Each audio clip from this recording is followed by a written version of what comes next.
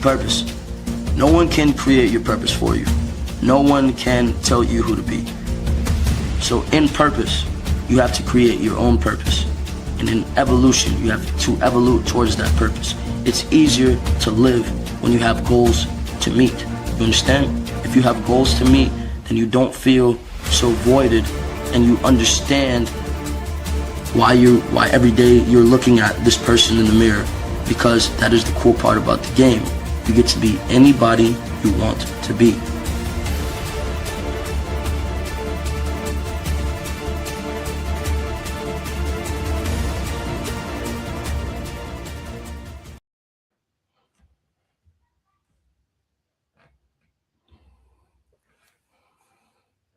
All right, welcome.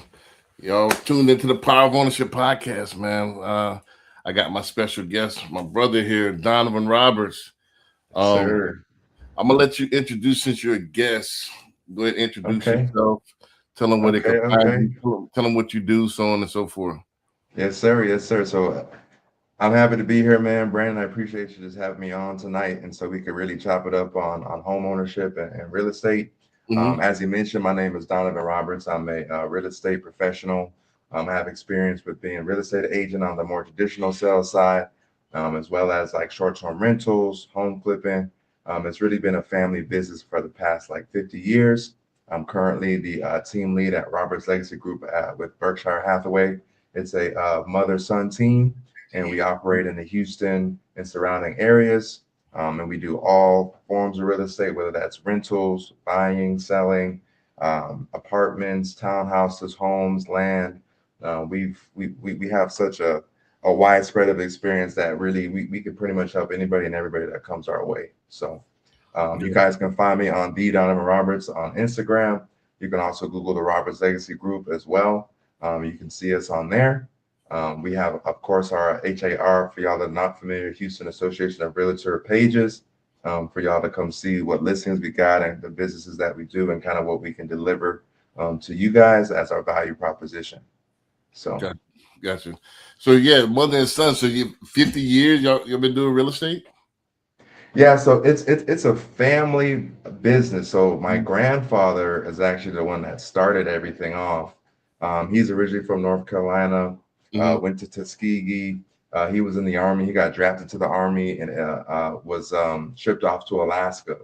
And so, he told my grandmother, hey, we're going to be here for 3 to 5 for me to be in my military. And we're going to head back down to the lower 48.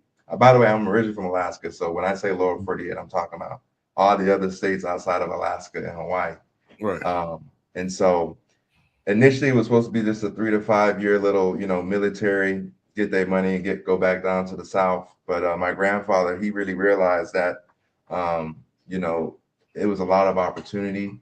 It was super undeveloped. It was, land was going for cheap. Being able to build was going, super cheap. And so he pretty much just started, I don't want to say a real estate empire, but he had a very decent portfolio up there. He built apartment complexes up there. That land, he owned like service stations, gas stations, and eventually they bought even land back down where they were originally from, North Carolina and Virginia. And so definitely, pretty much my grandfather taught everything my mother knows, and then my mother pretty much taught me everything that she knows. And so it's just been a multi-generational business endeavor when it comes to real estate. Gotcha. Damn, that's pretty. So, how did you land in Texas? Like, all right, so North Carolina, Alaska. Yeah, so my grandfather, he was in the Army. They pretty much started their entire family up there. So all my aunts, my mom, everybody is born in Alaska. So, and then my father, he was in the military too and got shipped off to Alaska. He's in the Army as well. So that's how he met my mother, and that's how I'm from Alaska. My mother, outside of real estate, she was in the oil industry as well. And for those people that don't know, there's a massive pipeline, literally and figuratively, between Alaska and Texas with oil. Right. And so, like, even growing up in Alaska, when I would get new kids in my class, 9 times out of 10 they were from Texas. My dad's in the oil industry, and he got shipped up here to work. And so I just had the flip flop happen where, you know, my mom got positioned down here in Texas. And so we ended up moving down here to Texas and really been here ever since. We've been here since 2007. So almost Yeah. going on almost 20 years now. Yeah, you sound like me. I came originally in 2005, left in like 10. No, left in 8, came back in 10, and I've been here ever since as well. Like it's hard to leave Texas. I mean, it's the cost of living, and you know, it's just the weather and everything else like that. Let me go ahead and get my introduction out of the way, and let's go ahead and get the show started without further ado. All right, so again, most people know me. My name is Brandon B. Dixon. If this is your first time, my NMLS is 1541210. It's at Being That Loan Officer on all social media. Also, my YouTube beat. Please like, subscribe, tell a friend to tell a friend. It's at Being That Loan Officer. You go to my website, www.applywithb.com, if you want to book me for a consultation or if you want to apply for a mortgage. Again, you can call me 24/7. My number is 832-775-8357. As long as it's about business, I'm willing to talk mortgages. Last but not least, you got my website, www.brandonbdixon. Don't forget I'm a licensed realtor as well. So if you want to lease, list, I can help you with all of that, the full diaspora. One other thing, we love Frenchies.com. Don't forget I have my other business. I do breed exotic Frenchies. We love Frenchies.com. It's coming soon, so be on the lookout for that. If this is your first time watching the show, the Power of Ownership Podcast, we not only talk about real estate, we talk about business ownership, and also we just talk about taking it further, ownership of the mind, body, and soul, taking ownership of yourself and your life in order to create what you want to see, you know, the life that you want to live. So we take it a step further, you know, so we review clips, some of the latest and hottest clips, and we give our natural reaction to it. We're probably going to go through 3 or 4 real quick today. Check them out and just give our opinions on on it and review it. I got one. Let's go ahead for this first one. I don't think it was in the one that I sent you. You know, You good. This is a raw reaction. This one I just seen, like, I think this was yesterday. So I like, man, I got to put this one in there. So let's go ahead and do this one first because I see this was the latest in my thread.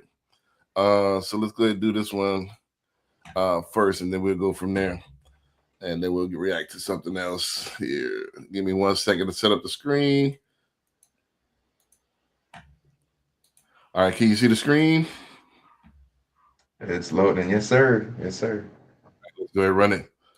Miami effect, but everyone's a faker to me until proven otherwise. I interviewed a guy today that told me, oh, I have an interest in working for your company. I want to work in the sales team. And I said, okay, so what are you doing for work right now? Because I have my team screen these candidates out and then I meet with them and I try to know nothing about them and just hire them based on feel, personality, charisma, tonality, the questions they ask, stuff like that. So I don't want to know anything about them. I just want my team to screen them, place them in front of me so I don't have any judgments. This guy tells me he has 3 landscaping companies. They're all automated. They're all printing tons of cash.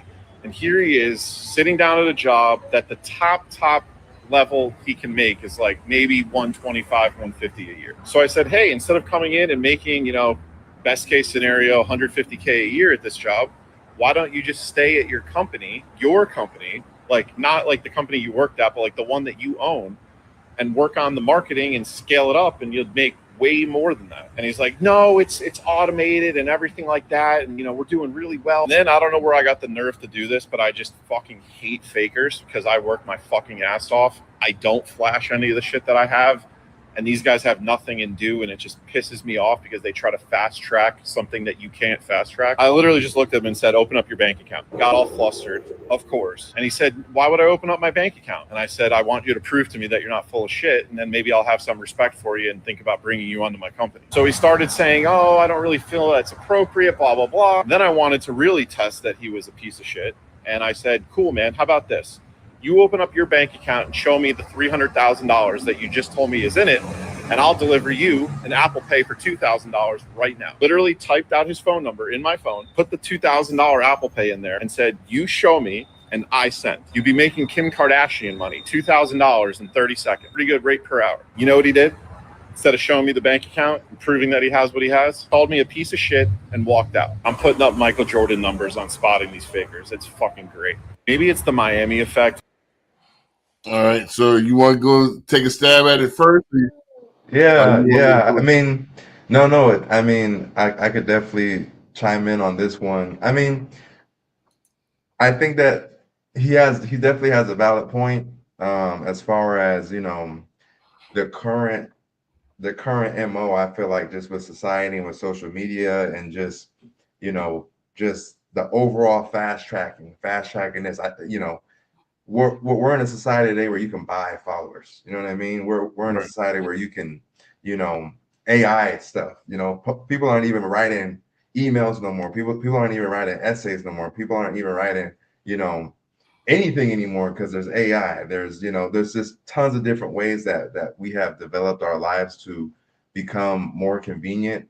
But I think that it's a double-edged sword, and you start seeing situations like with what we just saw, where you're having individuals trying to fake it till they make it to a level where it's not even making sense. Like, you got three automated companies and you're applying for a job for what? They're printing Mhm. off money and you're trying out for this job for what? And like you said, man, it's like the max he could have made was $120,000, but he just told him he had $300,000. I have 300K in the bank. Why am I applying for a job that's Right. gonna not even make me half of that over a year? Right. And it sounded like, too, in that situation, he's like, best case, I'm assuming it's some type of commission based. You actually gotta show the business to actually even get that 125, 150, man. So, I mean, Mhm. I definitely think it's valid, man. I think it's a lesson to be learned, especially, you know, with how society is today. And I think what a lot of people also forget is that people appreciate honesty way more than lying about, oh, here's my money, here's my car, here's this, here's that. Mhm. If you could just come man to man, woman to woman, woman to man, and say, hey, this is where I'm at right now. Like, Mhm. here are all my cards, to actually truly get help. Because the thing is, it's like, if you try to go in and cap on what you have, what you're doing, the level of advice that you're going to get is not matched up to where you actually are in life. So you're Right. going to be around people and getting advice about things that's really non-applicable to where you're at in life. It's not going to be in the same frequency. And I feel like people, like dude in the video, can sense that immediately. Oh, I'm talking to him about X, Y, and Z, but he's not saying the things. He's not saying the things that somebody in that position would say Right. typically. Right. So yeah, that's my take on that one. Right. I have mixed feelings on this one. Was he kind of right? I mean, yeah, you kind of could interview and do what you want for your company as far as how you Right. want to screen employees. Let me just tell this with most people. Most people don't understand. Like, most companies want employees. If you have some entrepreneurial thing that we talk about on the Power of Ownership podcast, if you got Mhm. other stuff going on, you might want to keep that to yourself if you're trying to get a W-2. Right. Right. Because it doesn't mix well, like oil and water.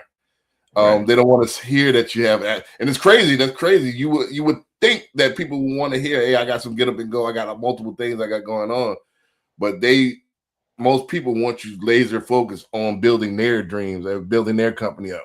They don't want to hear Right. about you have other focuses. It's a deterrent for some reason. Mhm. It's counterintuitive, but it is what it is. Um, because I give you an example. I kind of think it's kind of harsh because you never know. Well, let me say this first. Let me say the thing I wouldn't like. I wouldn't cap about it. I wouldn't lie about it. Be honest. Right. Let them know your intentions. Off the get go. Don't try Mhm. to cap about it. I'm so high. That's so high. People can Exactly. call you bluff. What I Right. would say, I give you an example. Last year, I invested my time into a pet land, but that's because I was trying to acquire the business. I'm trying to get into that business. So yeah, Right. I managed the pet land with hopes of under the impression that he was going to sell it to me. Right. Once he gets out of the business, he wind up selling to somebody else, but that's a different story. But Mhm. I built up my real estate business for 10 years. However, I see the writing on the walls in the next 5 years, and we're going to talk about this, that Right. business is going to be changed. So I'm looking at acquiring and buying other businesses. So the Right. best way to get into something is to learn how to do it, learn how to run it before you acquire. Yeah. So you never know somebody's intentions. Like you might want to get into it to learn. Like you might want to run a Starbucks before you invest in a Starbucks franchise. Right. You got to be clear about that. And most people won't Yeah. hire you. It's a conundrum. Like most people won't hire you because they know you got greater goals. They want you at a lower level, which is crazy. You want somebody with some gumption, but that's just what it is. But I'm mixed about it. Like it's kind of harsh, but at the same time, you kind of stuck your foot in your mouth. I want to be telling people how much is my bank account. Right. Right. And I mean, yeah, I think too, like you're saying, like I think that he had some golden nuggets in what he had to say. Do I think that his approach was appropriate for a job interview? No. I think that regardless if he had $300,000 in his bank account or not, I'm not taking out my bank account at a job interview, regardless. You know what I'm saying? So I think that was inappropriate. Right. You know what I'm saying? I definitely think that there was some inappropriateness there and things that he could have went about differently. But I also think that there is always some lesson to learn on both ends for both gentlemen. You know what I mean? So you could have just say, "Hey, I'm looking to pivot." I mean, I get it. If you're getting the salary $150,000, that pays, and that makes sense. Like if you're getting a nice salary, 6 figures, that pays the bill, and everything else I'm getting is automated. I can automate and invest. This is what this is. Gone are the days like my grandfather and parents as well. Even my grandfather. I think my parents. We have to have multiple streams of income. Right. That's just what this is in 2026. So $100,000 isn't $100,000 it was in the 80s or 90s. That's Dude, like even 10 years ago, 2015. Even 10 years ago. $50,000, you can't afford a house nowadays. Like that used to be that used to be affordability. I could get you in a house, 5 years ago. Right. So that's gone. So you gotta have multiple streams of income. 100,000 ain't gonna cut it. Because think about it. What about retirement? All right, I can live off of XYZ, but what about saving for retirement? So I think he had a point as far as the interviewer. Hey, I want to do multiple stuff, but he went about it wrong. Don't go in there capping.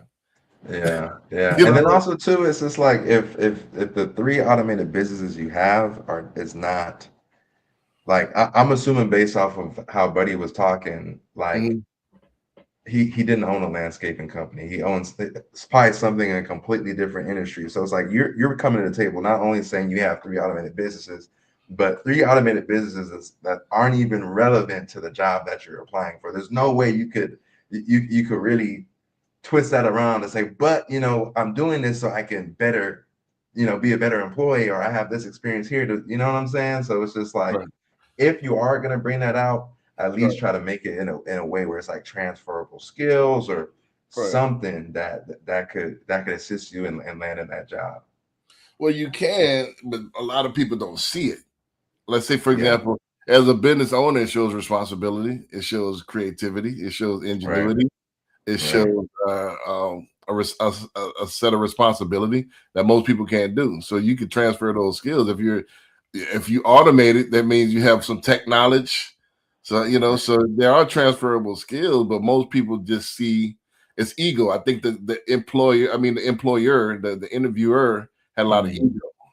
So he didn't he blocked him and didn't give him a chance. So he would say, he wanted to bump chess. Yeah, he wanted to measure some things. You know what I'm saying? Yeah. So he probably would have been a stellar employee because he got a lot of attributes if that was the case. So, but I think he just went around about it the wrong way, but you never know how the interviewer would. He probably went in there capping and big dogging. That ain't the way. If you were in there humble, this is what I got. This is where I'm at. This is what I want to do. And be honest, you probably would have came out with a different result. Right. I mean that's facts, and also too for the interviewer to be that level of upset, it kind of leaves you wondering, like, what about this guy saying what he had and doing what he did is triggering you that bad, where you're like, 1, show me your bank account. 2, I'm gonna send you 2 racks if you can prove it. Right. Like Sounds like a bunch of ego to me. facts. You know, sounds like a huge ego. The egos got out of control, and you know, who knows? I wasn't there, so I can't really judge. But based on they probably just bumped heads and there was some macho stuff going on. So Right. you know, it is what it is, man. Let's go to this next one here. This is one that I did give you to review. So you know, I like to line them up and kind of create a theme here. So let's go ahead and run this next one. In 5 years. First, retail. Physical stores are dying faster than anybody predicted. AI-powered personalization, virtual try-ons, and same-day delivery are making brick and mortar obsolete. The retailers who survive, they won't be the ones with the best locations. They're going to be the ones who integrated technology before they really had to. Second, transportation. Self-driving vehicles aren't coming. They're already here. Truck drivers, delivery drivers, taxi services, all being automated. The transportation jobs that employed millions are being compressed into software. The drivers who survive are going to be the ones who are managing fleets of autonomous vehicles, not driving them. Third, real estate, virtual tours, AI valuations, and blockchain transactions. They are eliminating the middleman. Real estate agents who survive, they're not going to be the ones who are showing houses. They're going to be the ones who are providing strategic advisory that algorithms can't replicate. And here's what most people don't understand about industry disruption. Fourth, legal services. AI can draft contracts, review documents, and analyze case law faster than any lawyer. The legal professionals who survive, they're going to be the ones who shift from doing the research to interpreting the results and providing strategic counsel. Fifth, manufacturing. 3D printing and AI-driven automation are making traditional factories obsolete. The manufacturing jobs that built the middle class, they're disappearing. The workers who survive are going to be the ones who are operating the machines, not being replaced by them. This isn't a prediction. This is already happening. The World Economic Forum predicts that 83 million jobs are going to vanish in the next 2 years. White-collar careers, law, accounting, finance, marketing, they are being automated faster than factory lines ever were. The question is not whether these industries will change. The question is whether you'll be ready when they do. Will you adapt or be replaced? If you guys want daily practices to stay ahead of the industry disruption and build skills that can't be automated, this is what Be Better is built for. Comment the word. Yeah, the boys always have to put their little spin at the end. Yeah. You want to go ahead chime in on that first? No, go ahead. I went first last song. I'm interested to hear what you have to say about it. Well, that's why I juxtapose that with the previous clip. You know, to kind of show like, hey, I think he was a little bit harsh and a little bit, you know, egotistical because some businesses are getting automated and some are you don't have to spend as much time as you did 10 years ago in the business. So you have time for everything else. And I feel that because with this business, since AI took over, I don't have to make 100 calls like I used to do 5 years ago. I don't have to sit there on the phone all day. I can if I want to, if I just want to field the post, but I got a bot that does my calls and I just have to check my calendar now. So what took 40 hours and is now taking 5 hours, you know, a week, you know, so I got time for a lot more things. A lot of people don't understand that. And I think it's going to get even worse. I think not worse, but better because it's progress. I don't know if you've seen this week, the guy totally had Chat GPT sell his house in 5 days without a realtor. I did not see that. I did not see that. Yeah, that happened this week. So it's crazy. So it's coming. I think in our industry, they said the top 5 it was number 3. So our industry, real estate, is going to be different by 2030. It's coming. Our company Nexa, we just released Beverly. I'm one of the guinea pigs where it does everything for you. The officer part is gone, of the loan officer. It does everything for you. It has all the guidelines. It integrates all the bank statements. It does everything for you. Pull the credit, it does everything. So it's coming to where it's going to be who has the biggest digital footprint. Right. who's able to bring in more customers, who has the eyeballs on them.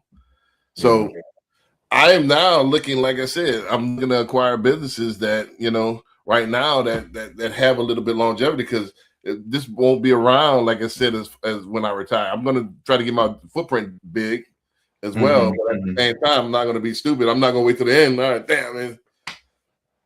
You got to start now. You got to get into stuff that's kind of bulletproof, and you got to be forward thinking about it. So yeah, a lot of stuff is going to be gone. Law stuff, a lot of stuff that needed knowledge, a person's knowledge, is now gone. Sorry, I got baby girl on the thing. Can you go back to your room, please? Thank you. So sorry about that. Yeah. He's probably like, what's going on? Yeah. But I'll go ahead and yield the floor on that one. But what do you think on that? Yeah, I mean, I think everything that he's saying is valid, man. I think it's kind of crazy that was the next video, because literally I was just talking about how you could fake it till you make it. You could AI this, AI that, AI everything, and even with AI, sometimes causing there to be what I would like to say a brain drain on critical thinking, a brain drain on your ability to solve problems as an individual. At the flip side, on a bigger picture, it's gonna do what it's gonna do, and it's kind of like either get with it or get lost. I feel like for a lot of the industries, it's crazy too. I saw an article the other day where it's like you're seeing a lot lower amount of people investing in like software companies now, Silicon Valley, all those type of companies now, because they're like, literally the stuff y'all are pitching in 3 to 5, AI is probably gonna be able to do that. Right. And so before, it's like, with software and technology, oh, that's the future, let's do it. But now you're seeing a shift from it being manpower to machine powered. And so it's interesting, it's scary, it's cool, it's progressive, it's where the future is headed. I'm curious to see at what point, if there's going to be a tipping point where it's like people are like, okay, let's slow it down, because it's like now robots are like AI, artificial intelligence, everything. There's nothing left with human touch in it. You know what I mean? And the other thing that I'm aware of too is that AI is currently getting to a point where it's self-learning. Like there's no need for human input anymore. Right. It's just learning from its interactions and literally evolving on its own. It's its own self-run organism. You know what I mean? And so it's definitely crazy times. It's an amazing time too, though, to be able to, like you said, have bots call people, be able to do marketing campaigns in a split second, to be able to do all these different things just with a prompt. You know what I mean? So, I mean, I think what he says is valid, especially with real estate too, man. That being, like you said, it's going to be more about now people interpreting what these machines are saying versus us now having to create those interpretations ourselves. And so when you're looking at trying to position yourself as an expert in the industry, that value prop is going to be a lot different than what it used to be. Well, oh, I can go and open doors. I got this, the more traditional realtor is going to be washed out, and it's going to be ironically, in my thoughts, it's going to put realtors in a position where it's going to force you to have to get back that critical thinking skill, get back that intellectual, how can I decode what this machine is telling my clients to do? And so ironically, as we get more lazy because of AI, at the same time, if you want to be a top dog when that wave comes, you're going to have to flip the switch and be able to sit there and really break things down for clients. And, it's going to be interesting. I think a lot of people with AI, their attention spans are getting shorter. their ability to actually critically think and solve issues without AI assistance is getting shorter. Even sending emails, texts, just regular things. Let me put that in chat. Let me put that in this AI. You know what I mean? So it's going to be interesting for sure. It depends. Like I said, this is an interesting discussion because I have a flip side on that. It depends. Just like Instagram, you could use it to debt scroll, to brain rot scroll, or you could use it to build a business and make $1 million. That's true. You know, so it just depends on how you use it. My thing is, I think AI will allow you to do more things at a high level. Right. This is what I think. I think it enables me to do more things because the time that I'm spending doing these. All right, I got to think about this. Let me, you know, just like the typewriter back in there. Back in the day, you have to type a letter. You know, make sure it's perfect. Yeah. You know, erase whiteout stuff. They had the whiteout typewriter. You had to go in there. Yeah. Then you had emails, and then you had self-correcting emails. So it just allowed the stuff to move faster.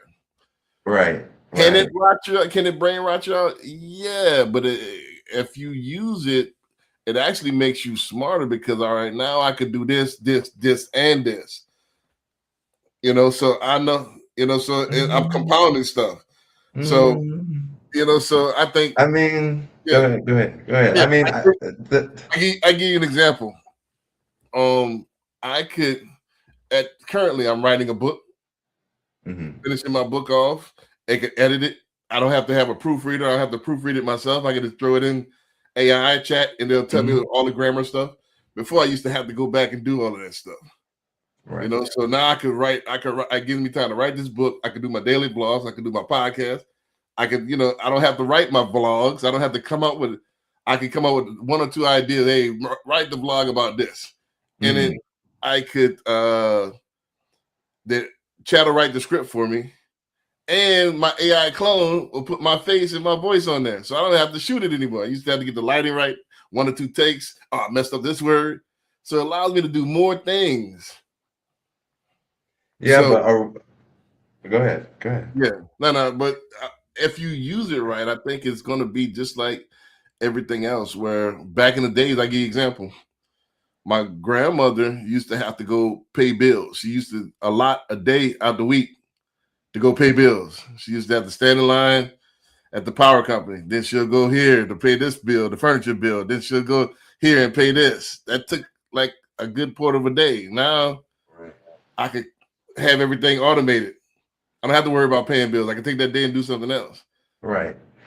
Here's my take on this, Brandon. Right. So, first and foremost, are we going to sit here and equate productivity to increase intelligence as an individual? Just because you have the capability to do more things does not necessarily mean that it's a smarter or more intelligent way, or that it's increasing our individual intelligence by being able to leverage these machines. Second off, because these things are becoming as prominent as they're becoming, they are becoming an infrastructural part of our day-to-day lives, right? And let's get a little political here, right? When it comes to the current state of politics, if that's all right. Is that all right on the pod? Yeah. Okay. I'll say this, because of the reliance on technology is going to become, and it already has, but it's going to continually increase and becoming a way to level the playing field when it comes to the powers that be on a global political stage, if that makes sense. And so instead of sending bombs here, there, and the next one, how can we destabilize a society by getting them off the grid? How can we destabilize them so they don't have any more internet, any more this, any more that? And then you're left with people that have been reliant on AI so much that if stuff hits the fan in that way, we have a bunch of people that don't know how to do anything. And it's one thing. Hold on, it's one thing to innovate it to the point, like for instance with phones, or like what you're saying, typewriter, typing up things. despite those innovations, it still requires critical thinking to input. You know, I'm still creating that paper, even though it's a quicker mechanism. I can press backspace. I have to white out. There's still a critical thinking component. But with AI, I think it removes that critical thinking component to a potential place where you're dealing with people that don't have that ability. I'm sure if we went to the local high school and gave a bunch of teenagers a map, said, do not use your phone, do not do your GPS, get to San Antonio and back, 99% of them probably couldn't do it. Right. And I feel like that may be a very similar trend with AI, but even in a more radical degree, possibly. Right. I think we're already there. Aren't we already there? How many people you would know right there that's in my age bracket, your age bracket, or lower that knows how to, start a fire from scratch, that knows how to read a key map, that knows how to. Yeah, I mean, I hear you, but for me, Right. I personally don't think that's necessarily a good thing. Right. But and it we're doesn't make already us there. smarter. Right. We're already there, though. We're already to the point where it's dependent on technology. So yeah. So like mine, most people don't know how to boil pasta, like without instruction. But that's a problem now.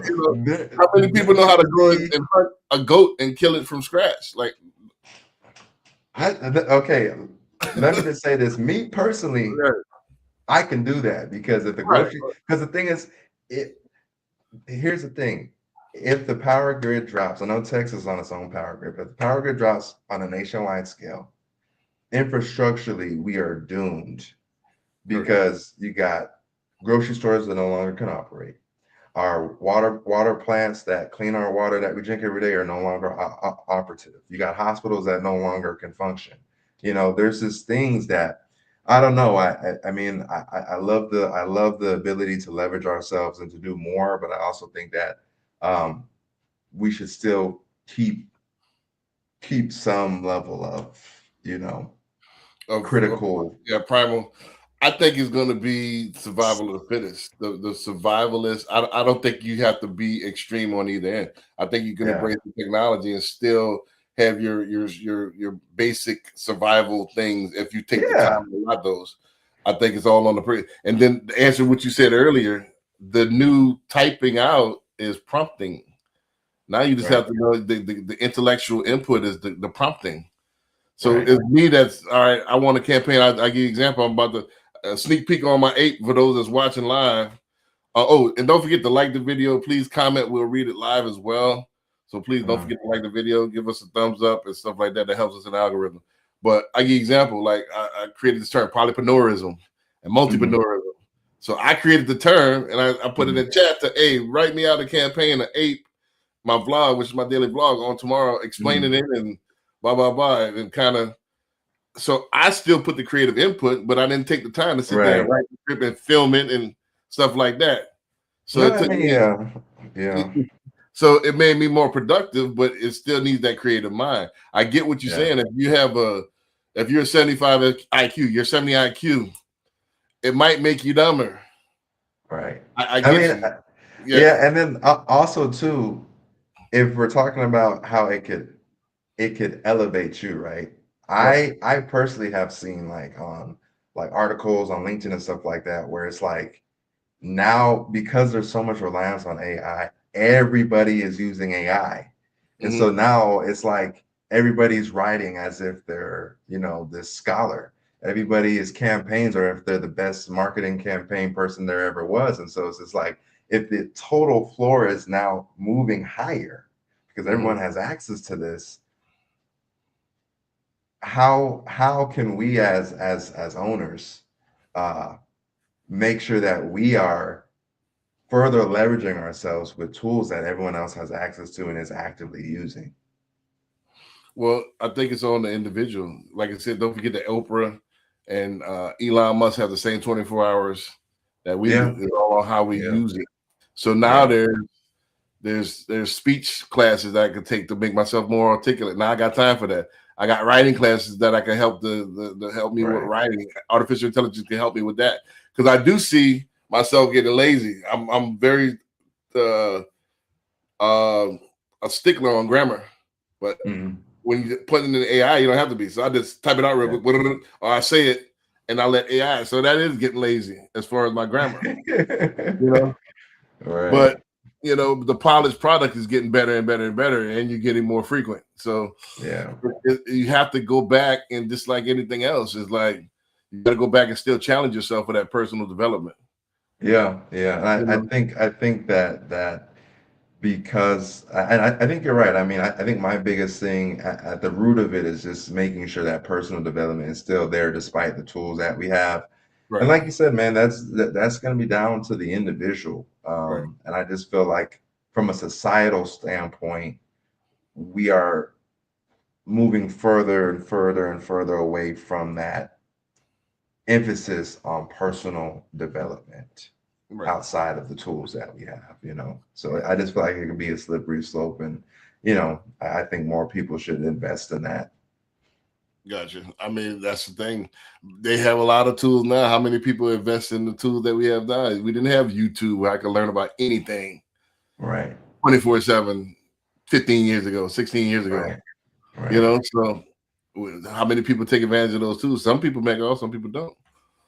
So let's go ahead and run this next one, because this one kind of piggybacks this the previous one. So it kind of drills it more to our industry. So let's go ahead and run this. I know we're gonna probably run one or two more.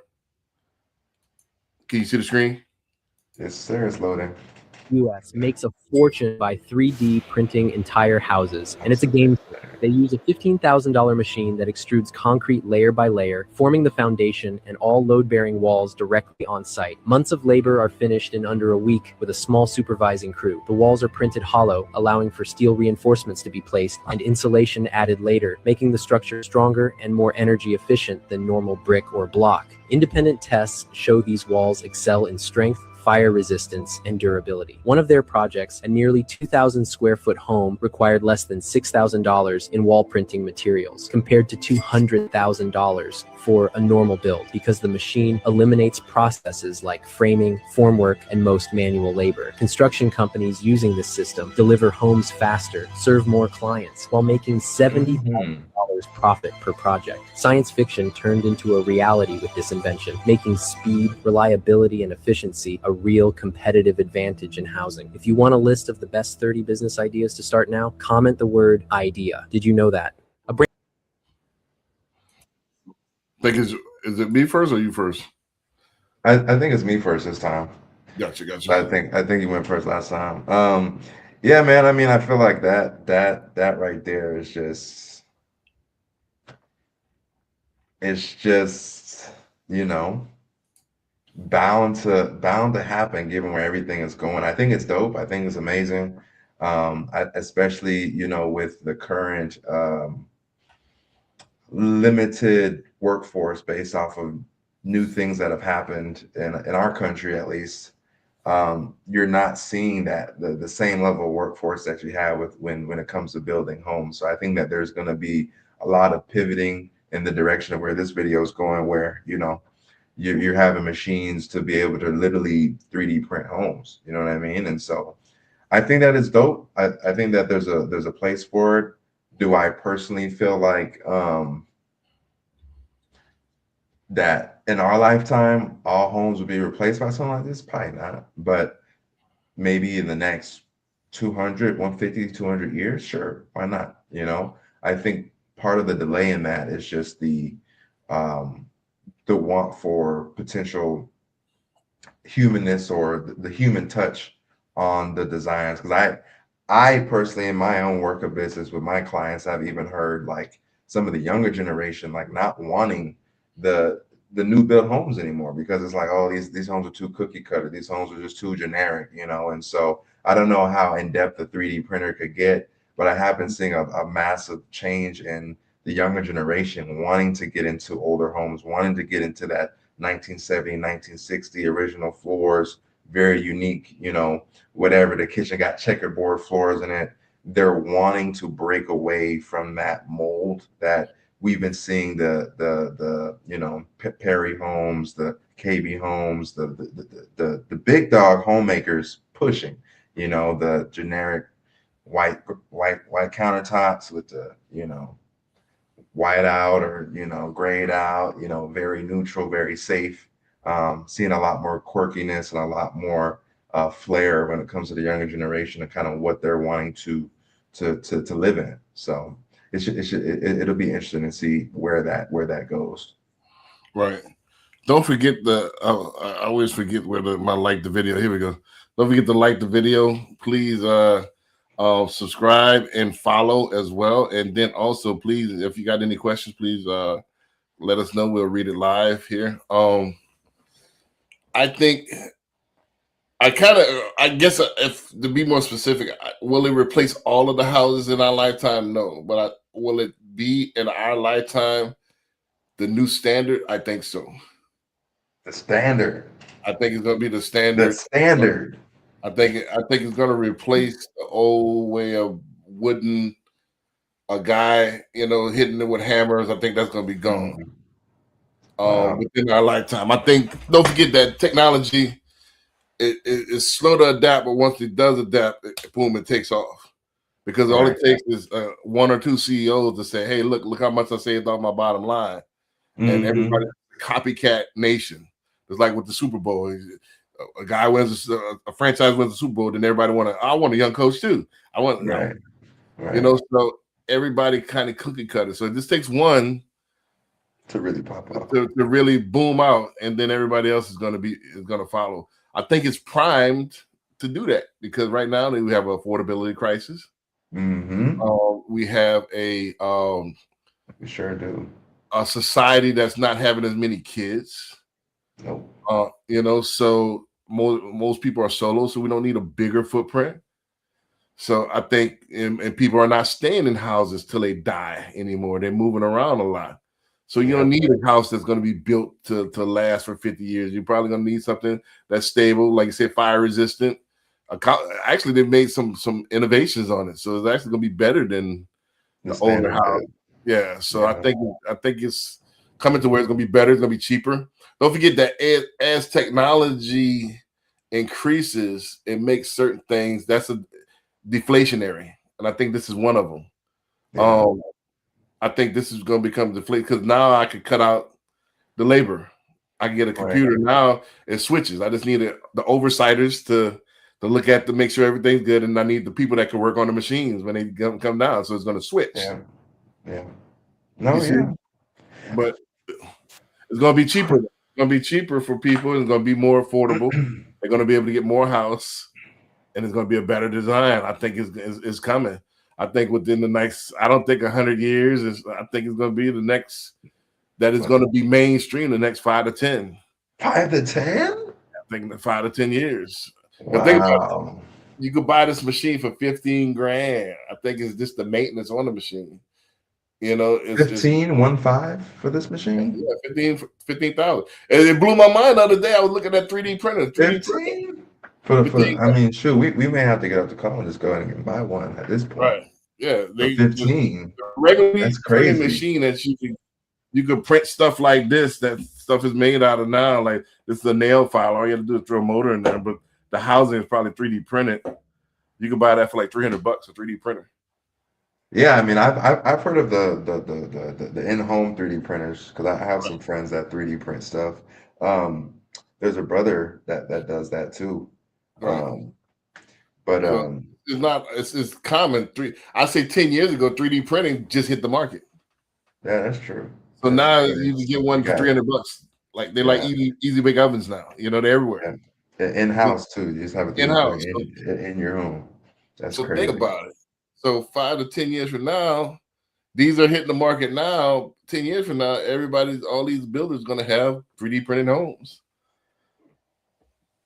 I think it's time for us to acquire 3D printing machines to then sell to these home builders. Right. That's think the about business.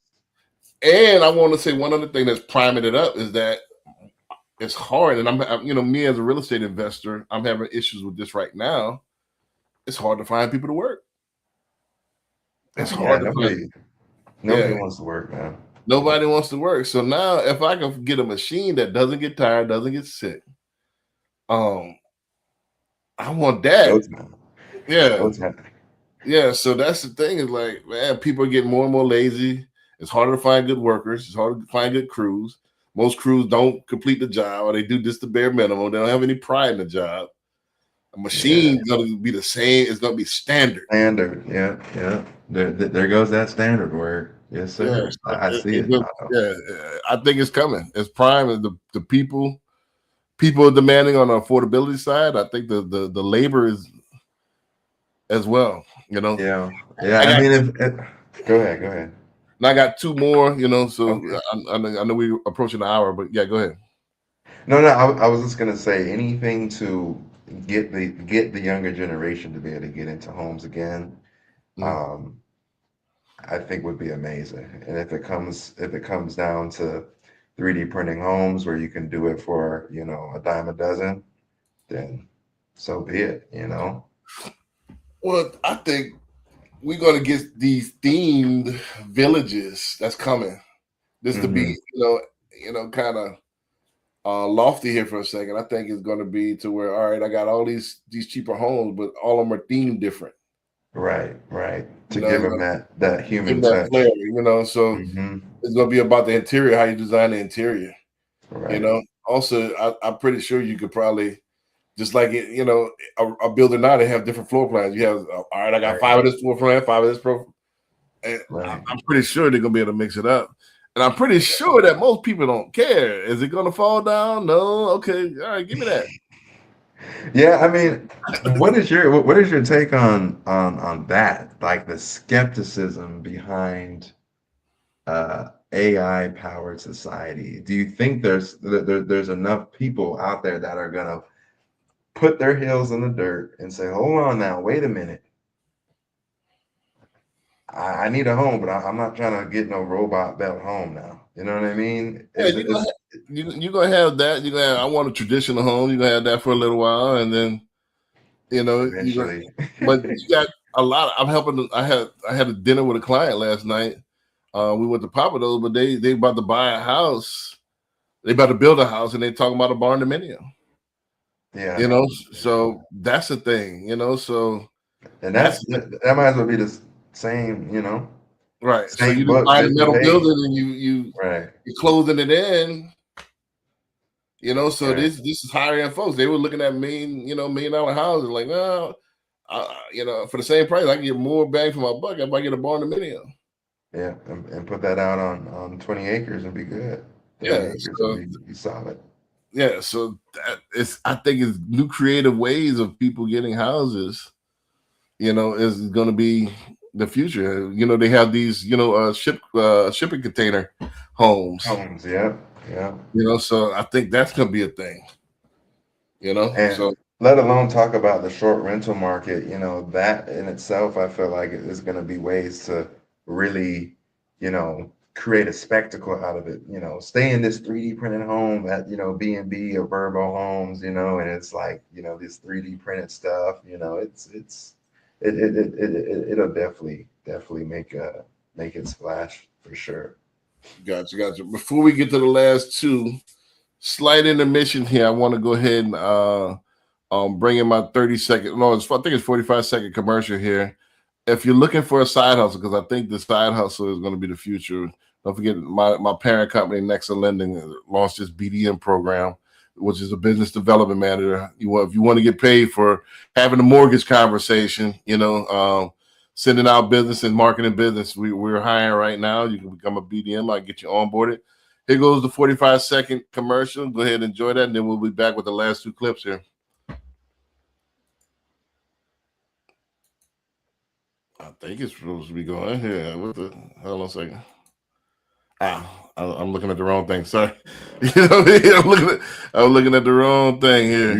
You good. Yeah, hold on a second. Here we go. If you're a realtor and you're not getting paid for the mortgage conversations you're already having, we need to talk.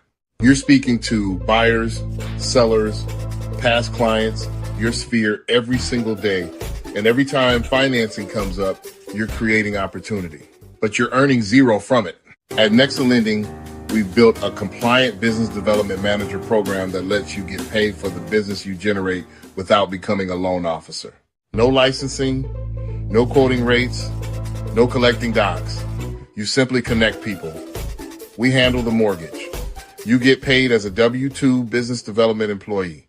Refinances, your CRM, your Sphere, other agents you introduce. You're already creating the business, now you monetize it. If you're serious about adding a real additional income stream this year, click the link, message me directly, and let's get you activated in under 10 minutes.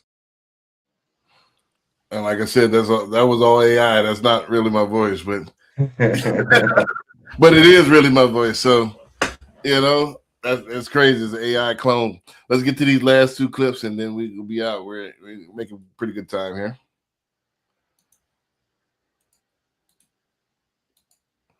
All right. Can you see the screen there? Mm-hmm.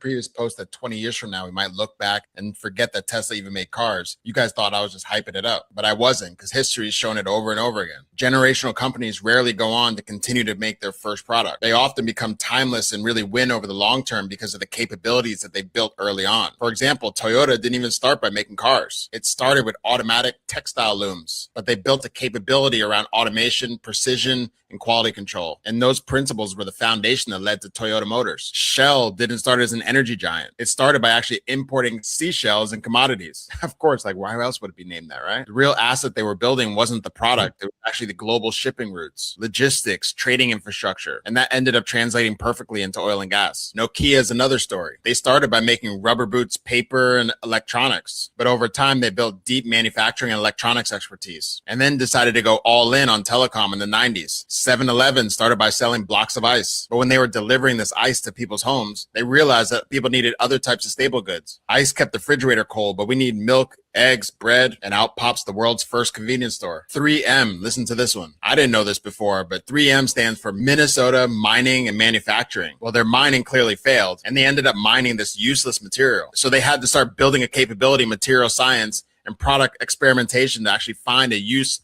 for this material. And that culture led to thousands of innovations, including the Post-it notes that are all over the house. Fun fact, Google's 20% time was actually based on 3M's 15% time. Early in the 1940s, 3M was encouraging their engineers to actually have these 15% side quests. I mean, I can go on and on, but here's the real lesson for founders. Your first product, that's the wedge, but your capabilities that you build over time, that's the company. Markets will change, your product will have to change, but if that foundation is right, the company will be able to keep finding its next form, because products, those will evolve, but the foundation, that compounds. And when I said in the previous post that 20 years from now, Well, actually, that flowed pretty well. You know how the clips flowed pretty well. Yeah. I don't say so myself. I think I'm first on this one, right? Mm-hmm. Mm-hmm. It goes perfect to what we're saying, that don't get tunnel vision on is you have to get tunnel vision on success, but that success might morph and evolve over time. And especially as technology gets more and more advanced. So yeah, get tunnel vision on success, but success might look different 5 years from now. Right. Right. You know, so that's the thing. So like I said, even with real estate, like even for me, I'm seeing the writing on the wall that, hey, 20 years from now, when I retire 20 years from now, there might not be a thing called loan officer. There might be a thing of the past. So I would be naive to think that I'm gonna retire as a mortgage broker, when that might be like a telegram, a singing telegram guy, or or a typewriter repair guy. That might be one of those professions. Right. So I'm already looking at businesses to buy and businesses to get into. Also, I'm building my brand as an influencer. So, just as an influencer, you could be whatever you want as far as an entrepreneur. So Right. just building your brand. So, like you said, the Roberts Legacy Group might be venture capitalists 5 years from now. Right. Might morph to something else. But don't let that. My mentor, Mattress Mac, always used to say, always look 10 years forward, but don't be afraid to embrace change. One thing's constant is going to be change. Yeah. So don't let this be your end all and then give up and I'm depressed. It didn't work out. And that, Because like I said, my first venture when I made my first, my first million was in video stores. And in 2007, the iPhone 7 the iPhone 1 kind of, it had a thing of the past real quick. And then everything by 2010, I had this, I sold my last store. So I had video stores that I never would have thought, that I thought it was just gonna switch mediums. I thought, all right, we got DVDs now, it's gonna be Blu-ray here, then they're gonna come out with something else, they're gonna come out with something else. I never seen this coming. Like, all right, we're gonna just kill the whole medium. Yeah.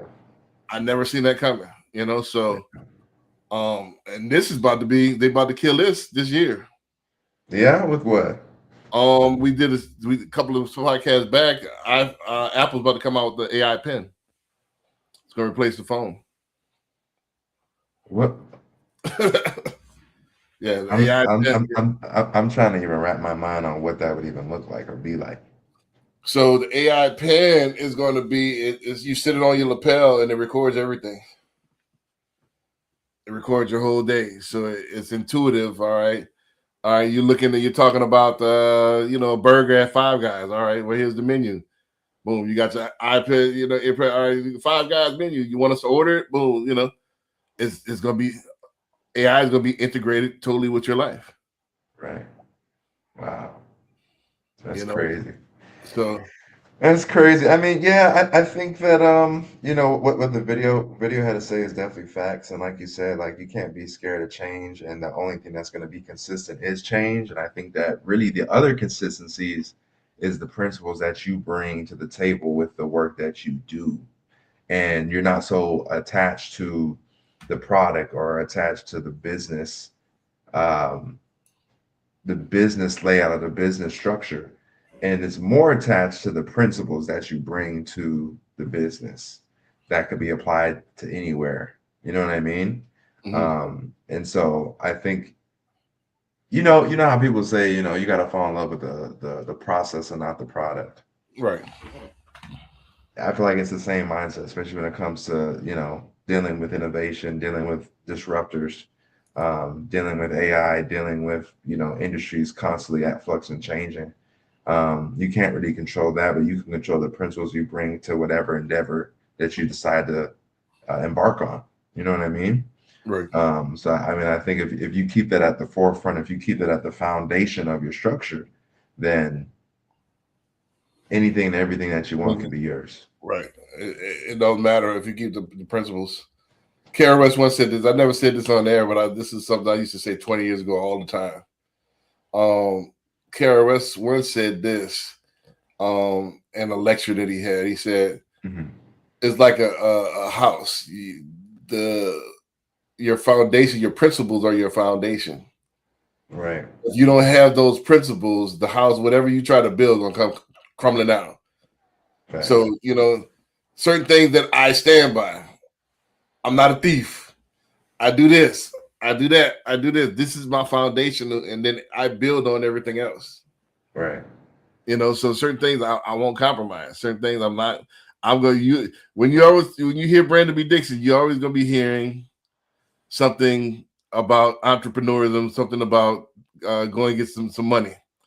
You're not going to hear gossip. You've been knowing me for at least a year or two, a couple of years. Have I ever came across as gossipy or soapy? You're gonna hear ideas. You're gonna hear this. Never. That is Brandon B. Dixon. That is one of my principles. So everything else I could build upon that. And then you could build a house because you got a strong foundation. So anything else, a man without principles, a man that will switch side, I can't trust. I can't do business because you're gonna fall for everything. Yeah. No, I totally agree and hear you on that, man. And I feel like it shows too, when stuff gets hard and you got to pivot, you got to change the way you're doing things. And some people that can't get with it, man, it's not so much that they can't get with the technology; it's just that foundational formula is off. Right, they don't have a foundation. Right. Yeah. Let's run into the last one. The last one I like to end it off with something motivational and something inspirational to take into the week. So let's let this last one go ahead and roll up out of here. The newborn baby sleeping on the floor looked at $1 million check and said, no. His own blood almost fought him on the flight home. To the hood, he was a fool who just fumbled the ultimate bag, but he didn't see a ticket out. He saw a golden leash. They didn't want to make him rich. They wanted to own his masters forever. So instead of selling his soul, he took $25,000 in raw street cash, tracked down Michael Jackson's lawyer, and paid for one conversation, just to learn how the trap was built. The lawyer gave him the game. Major labels only do two things. They act like a bank for the loan and a truck to deliver the CDs. He dropped $200,000 of his own hustle money on the table and told the billion-dollar label, I don't need your bank. I'm just using your trucks. By keeping 100% of his art, the math completely flipped. Selling 100,000 independent records made him richer than mainstream stars selling 1 million. The man who chose the dirt floor so he could build a $250 million empire was Master P. A man with a newborn. Bam, I'll let you go get first crack at it. Yeah, no, I mean that's amazing. That's beautiful. And what's crazy is I started watching the video because you sent them to me, but I didn't actually finish it to hear that was a real story of Master P, man. So, I mean, I think it's valid. You know what I mean? Especially, I mean, look at the background, man. Home ownership, more importantly, ownership. I feel like you got to have that vision for your life. Like literally the literal intro to the podcast talking about your vision and why you get up in the morning and doing the things that you do. You got to be able to have that vision to be that far sighted when the carrots being dangled in front of you, and also piggybacking off the last one, that foundation, having your principles, you know what I mean? So it's like, nowadays, you might see the get rich quick scheme. You might see this, we can throw you this, that, the third. We can get you in these rooms and get you this type of money and around these type of people. But it's short lived, you know what I mean? And so I think that it's important that as owners and inspiring owners to have that vision for your life, so you can be able to stiff arm that carrot when it comes your way, because you got bigger and greater things that you're trying to do. You know what I mean? Right. It was just like I said. That's why it was a good segue, because I just talked about the principles. He stuck to his principles. Like, nah, I'm not. I want to be an owner. I don't want to just be a certified or glorified employee. Right. And that's basically what you are when you take this the easy money. And this is metaphorical, so many different things. How many people take the easy way out because it looks easy now, and they think they guise it in, hey, I made it. And you actually tricked yourself into not getting to your goals. You think you made it, but you monetarily you're not there because you took the easy way out. So, and then the third thing would be, how many people are going to invest in themselves, take their own cash? Not many. And double down on, all right, I believe in myself so much, I'm gonna pay $25,000 just for a conversation. Right. How many people are going to do that? Not a lot. Yeah, then I'm gonna take $200,000. Hey, I just want to use Porty. I don't want to sign. I want to keep my masters, but I just want to use your trucks. Your distribution. I think it was priority. It was his distribution. So let me just use priority to get the stuff out there in the stores, but I'm keeping all the money. Right. So that was a ballsy move. I mean, just sticking to your principles. And like you said, he had a baby on the floor, sitting on a pallet on the floor. Like, most people wouldn't have did that. Most people would have took that money and then it would have been a blip. Right. He took it. He took that chance and built a legacy. And that's how it goes. It's the I'll say this story. I should have saved this clip, and then we can roll out real quickly. And I might incorporate this to the outro of the show. Did you freeze on me? No, I'm here. They got this clip of this guy that was a little short guy. I think he was in either high school or middle school. Right. And he started out and he's barely touching the rim. I don't know if you've seen this reel. And he's trying, we all went through this and we touched the rim. Then we might work out with some strength shoes or something like that. And then now he's grabbing the rim with two hands. All right. Then the next clip, he's working out and he's doing all kind of stuff. Like I never thought about this. Now he's dunking with a tennis ball. All right. Then now then you see a volleyball. Then he's working out. He's doing hand cleans. He's doing jump squats. He's doing the with the bag where you jump on side the bag. He's doing all this stuff. Right. Now the last clip you see him, he's yoking a full basketball. Crazy. What I took out of that is that he had a goal in mind. He did everything he could, and he was determined to get that goal. Right. The difference between that guy and me is that when we did it, you probably did the same thing in high school and in junior high. We always trying to dunk. We always started with the tennis ball. But we didn't do anything extracurricular to make it happen. We just thought it was going to happen when it happened.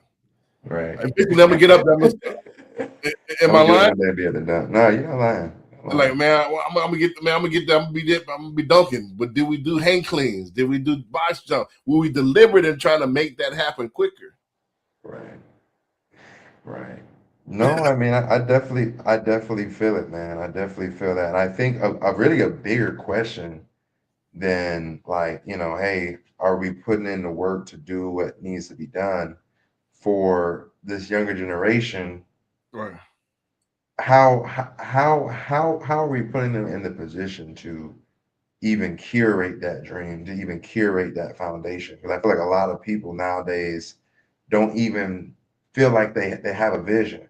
They don't have a vision. They don't know what they want to do. They don't know. And there's so much information out there. There's so much things that could be done, so much ways to make money, so much this, so much that, so many industries. It's like you see a lot of people just jumping from thing to thing to thing to thing.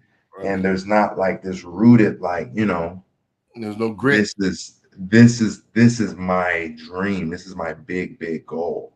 Right. And I'm gonna bring it back to AI. I feel like because the AI, the quick 1-2 prompts, people don't have enough time to sit in that quiet place and actually truly critically be like, what do I want out of this life? What do I truly desire out of this life? What is my vision? And I feel like we're flooded with this so much stuff too. It's like we start just seeing how other people are living and think to ourselves, oh, like maybe I would like that, or maybe I would like this. And then they start doing things and it's like, 3 months in, oh, I'm gonna quit because I'm not seeing nothing come out of it. Right. And in actuality, it may not be that they don't have the grit. It may not be that they don't have that tenacity to get it done, but it's just like they're chasing things that aren't actually truly what their themselves or soul desires. And they don't even know what it is because they haven't even spent the time with themselves to know themselves enough to really be like, this is what I want and I'm gonna get it. So, Yeah, I mean, like I said, I think you can. It's all on how you use it.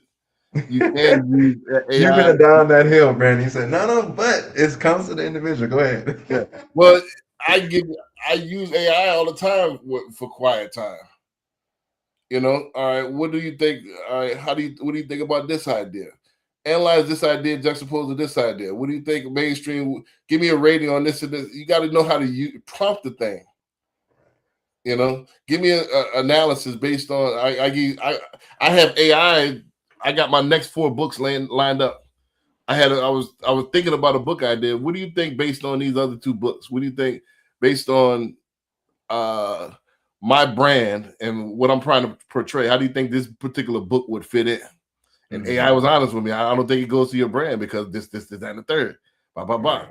So I could use AI to critical think and brainstorm. It's all on how you use it. If you're using it like Google or just a tutor to write your papers, yeah, you're not going to get much out of it. But I'm using it to enhance my thinking. Instead of trying to run it past other individuals, it's going to give me statistics and data, which I like. But, I'm not an advocate. I mean, I am an advocate for AI, because I like to embrace the technology. I was the first loan officer with a podcast. So, I like to embrace technology, but I'm not afraid to be principled and have my feet on earth as well. I don't think it's going to be the end all be all. You got to use that thing. But Man, I appreciate you coming out. I appreciate anytime you want to come on, just let me know, man. Every Monday, 9 p.m. Any last thoughts you want to throw on the crowd? Don't forget to tell them, reiterate where they can find you. Yeah. Well, first, Brandon, I just want to say thank you for the last thing. I want to say thank you for the invite on the podcast, man. It was some dope conversation. Follow me on Instagram, the Donovan Roberts. We also got the Roberts Legacy Group. Y'all can Google us. We're on HAR, Houston Association of Realtors. We're with Berkshire Hathaway. And you guys can get in contact with me, call, text, 713-582-9079. That's 713-582-9079 for any and all realtor services. Gotcha, man. And with that being said, man, we'll see y'all next week. Peace.